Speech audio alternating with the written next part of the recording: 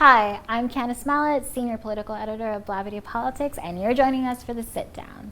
Today, our guest is presidential candidate Deval Patrick. Thank you so much for joining us. Thank you for having me. Yes.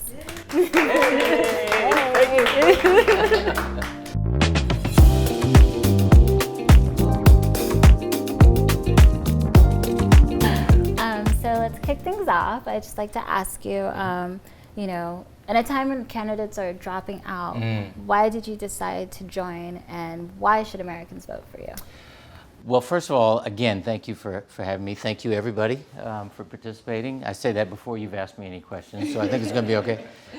We had a plan to come in more than a year ago, actually, because frankly, after 2 terms in office as governor of Massachusetts, we don't have term limits. I have a term limit named Diane, and she said, "Come on home and get reacquainted with me and the family," and I was doing that and encouraging others.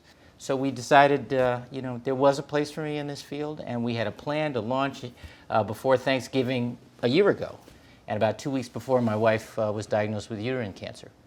And that's the sort of thing that just brings your feet back to ground. So we paid attention to her and to that. I think that was the right thing to do. I still do. We celebrated 35 years of marriage in May last year. She's cancer-free, praise God. And continue to look at the field, and I saw a path. Now I'm out. I think it's a boulevard. And I'm in because, notwithstanding my relationships with a lot of great people who are in this field, and the importance of the moment that is encouraging so many people not just to run but to get involved, and that's critical. But where the other candidates have plans, I have results. We 8 years as governor through the worst recession in living memory. Massachusetts, at the end of that, was first in the nation in student achievement, first in the nation in healthcare coverage. 99% of our residents have insurance today. First in the nation in energy efficiency, entrepreneurial activity, veteran services, a 25-year job high coming out of recession, and the highest bond rating in our history. And I can go on, but I think it's very important not just that we win, and I shouldn't say just because that's critical, but that we deliver on the other side of it. All right, so my name's Isaiah Copeland. Yes. I'm an Inglewood native, and so my question for you is that you've yet to make it to the debate stage, which could help with your visibility and drawing in candidates. How do you plan to draw in more candidates, especially with the Iowa primary nearing? So you're right. Have you watched the debates? I mean, it's like you want to qualify, but you don't actually want to go. Okay. Am I wrong? Am I wrong? I think what we're focused on right now, we have presence in each of the early states, but we're really bearing down in New Hampshire and in South Carolina. Having said that, I think the debates have taken on an outsized importance. We keep talking about who's in the field. The field is broader than who's on the stage at the debates, and the standards being used. Well, while I think they were well-intended at the outset, and I'll leave aside my skepticism of polls. Okay. If I'd believed the polls, I never would have been governor of Massachusetts. But I think they were well-intended at the outset, but they are not producing a picture of the field, or frankly, a picture of America. And that ought to be, to me, that's a reason to re-examine those standards. I'm cautious about saying that because I don't want to seem like I'm complaining that I'm not getting to participate or haven't had a chance to participate, but I do think, there's a lot more on offer than what's on that stage. Hi. Hey. My name is Sabine. Yeah. I'm from Connecticut, but I currently am a resident of Los Angeles. Whereabouts in Connecticut? I grew up in Milford, Connecticut. Okay. Yeah. Okay. Really small town. Yep. But what I'm wondering you're rolling your eyes at us back there. It's cold back there and it's not here. I'm definitely happy not to be in Connecticut where it's freezing right now. But my question for you is, as president, what would you do to address environmental racism in brown and black communities, such as water crises in Flint and Newark? Yeah. It goes without saying if the pipes under Beverly Hills were contaminated, maybe I should say the pipes under Beverly Hills wouldn't be contaminated in the first place. Look, Flint the reason we focus on, one of the reasons we focus on environmental justice, and I've done this work as a civil rights lawyer, is, and as head of the Civil Rights Division, is that we have so much broken infrastructure, and we tend to deal with what's broken in certain neighborhoods before we get to others. Right. I grew up on the south side of Chicago, most of that time on welfare. You know, our schools were crowded and sometimes violent. We had the Woodlawn riots that come through before I got to what is now called middle school. We used to call it upper grade center, so think of 7th and 8th grade. And there was no glass left in the windows. It was all plexiglass or plywood for the whole school year. That would not be permitted on the north side then. And I think that bad habit is still with us. So part of our growth strategy, what we call an opportunity agenda, has 3 parts. The third part of which is about investing in infrastructure. And the whole thesis is we have to have regional equity and we have to have human equity. In other words, we need to focus on the folks who've been left out and left back first. They are in cities, they're also in small towns, rural communities. Simple things like broadband, which we used to think about as, you know, once upon a time for great TV. Right. Now it's about education and healthcare, access to the global marketplace, right? So the interconnection of policy is how I think about it, not in silos. Mm-hmm. And when I think about your question, I think, my God, we're right, I think, to be focusing on infrastructure, but we also have to focus on the ways in which the schools so often fail poor children, the ways in which the innovation economy isn't reaching communities that where people aren't already advantaged. That's our opportunity, and we can do this. My name is Cameron Titus from Inglewood, California. And of course, we all know about the 2008 mortgage crisis and how the too big to fail banks basically took advantage of a lot of American people. Additionally, we have 150 people that go homeless every day here in Los Angeles County. Yeah. My question for you is, what policies would you implement as president to ensure that my generation, specifically millennials, have access to affordable housing? Yeah. So our biggest problem, I think nationally, I saw this up close as governor, is supply, right? I don't know who's moving into all these luxury condos. Me either. But yeah, I don't. But I am not. Yeah. And I have a lot of blessings. I'm not moving into those. Yeah. We aren't investing in affordable housing and workforce housing in particular, and the homelessness issue. You probably know this. It is in part about the unaffordability of homelessness, but you get pushed over that edge and it cascades. It's a lot of other things. I was earlier today at a place called Safe Place for Youth out in Venice.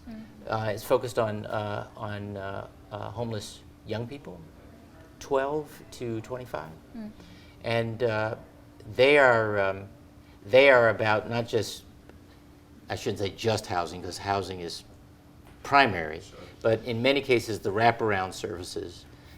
Sometimes it's mental health issues, sometimes it's readiness for employment, some of that's education, some of it's soft skills and just the discipline of, and they're trying to do all that for young people who are homeless. And then there are young people who are not yet homeless or not homeless, and God forbid you ever will be, but who are spending so much of their income for the housing they have that it's a little like the experience of having the level of debt. You're stuck.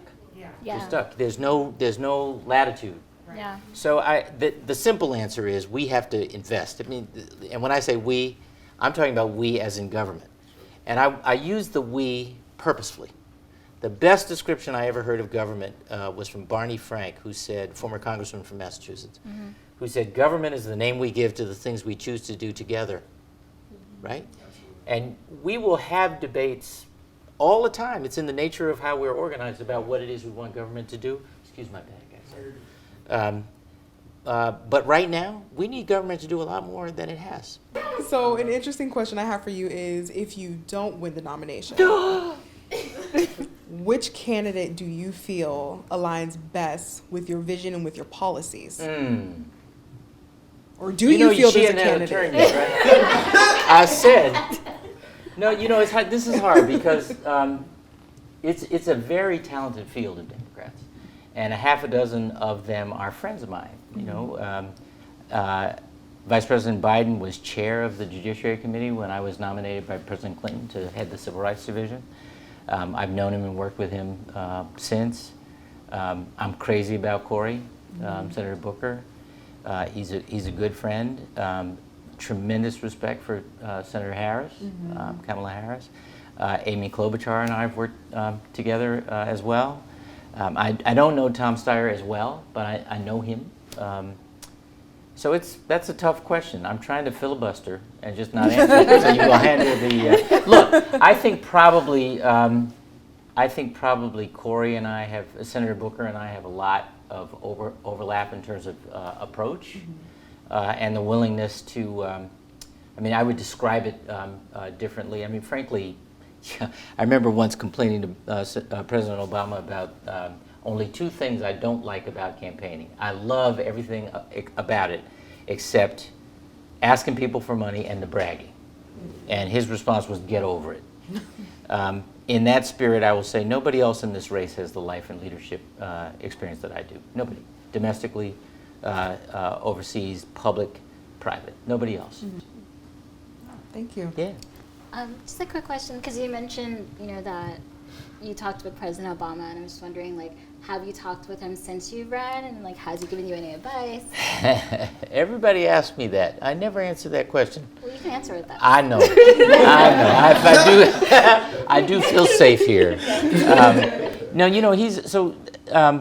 We've been friends a long time, 15 years before he ran for anything. And I think one of the reasons we've stayed friends is that I don't talk publicly about our private conversation. I can tell you we spent a lot of time in conversation before when I was thinking about running, back running up to and after the midterms. Less so since. I talked to him once before. He's been trying to write a book, so he's been pretty busy. But I talked to him once right before we decided this time, yes. And he wished me well. And he's, always been very candid about the challenges, but I haven't talked to him since I've been out on the trail.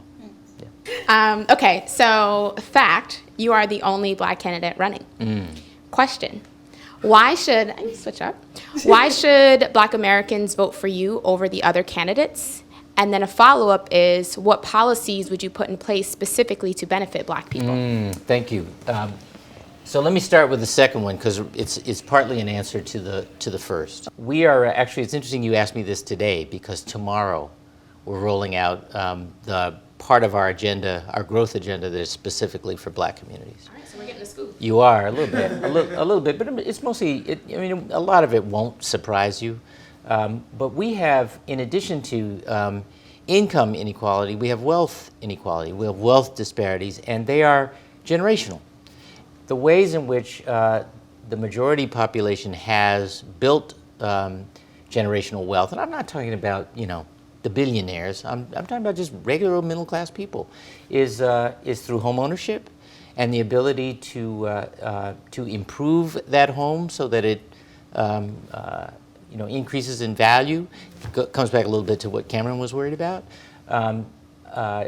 Being able to educate yourself at a high quality right up through college without accumulating debt that holds you back. I'm very, very interested in entrepreneurship and business ownership. And the issue there is not just access to working capital. That's what most people focus on as loans. It's actually equity. It's equity. So what we're proposing are some ways in which we put that kind of capital within reach of Black communities. We move the innovation opportunities in this knowledge-based economy we have more and more into Black communities. How do we do that? There are incubators, wonderful models. We have one in Massachusetts, but there are others, where in addition to to some coaching and mentoring, so problem solving for people who are trying to set up their businesses. There's also some cash available to help you get going. And you got to be in a place where you can fail and get up and learn from that. And we've learned a lot more in the last 20 years about the science of entrepreneurship, and that science needs to be made available to the creative people who live in my old neighborhood on the south side of Chicago, in South Central LA and elsewhere. So that's one. It turns out, the Section 8 voucher, you know what that is? It's a subsidy for rent. Can also be used for mortgage payments. Did you know that? No. Why isn't it used for mortgage payments? It's not used for mortgage payments because people don't have the down payment. It's back to equity. So what is it we could do with public money to make that equity available so you can make your down payment, and then if you are Section 8, or not for that matter, then you take it from there. Shared ownership, you pay back, if you pay back, from a portion of the equity you have accumulated when and if you make the transfer, right? It's a very practical, it's a familiar model in other settings. It hasn't been used in our communities. That's an honest answer, so thank you. We're going to wrap this up, but I kind of wanted to end it with this note, or this sort of question. What do you think people get wrong about the Black vote? Wow. First of all, there's so much. First of all, you can't take us for granted. You can't keep counting us and not coming to ask. We feel it. We also know when people are, how should I say this?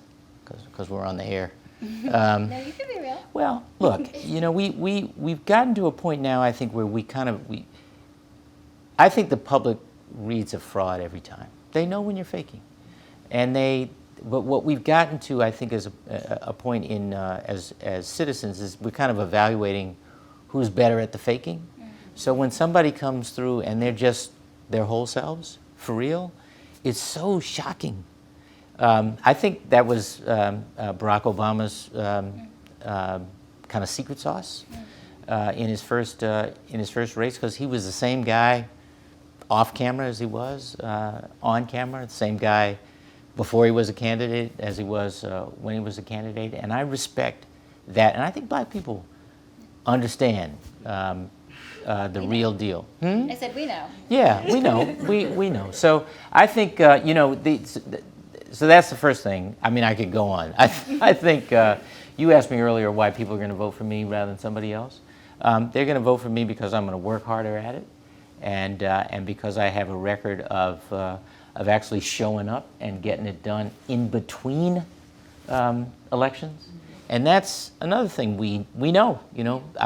On the south side of Chicago, the economic anxiety that we are feeling, the way opioids came in to fill that void, not just in the neighborhood but in our own home, and the way our issues felt like they were issues that we felt seen and heard at campaign time and not in between. That's what people are feeling all over the place now, right? And I could be frustrated and angry that it took, take an example, opioid addiction, to reach the suburbs before we decided this was a national health emergency. But I also know that this moment of shared suffering and shared anxiety and shared anger is an opportunity to unite the nation. And that's an opportunity not to be missed. So I want Black people, I want all people, but I particularly want Black people to understand that's what I'm about. Actually, I shouldn't say particularly. I want everybody to understand what that's about. And maybe I can say this last thing, kind of corny, but it's what I feel.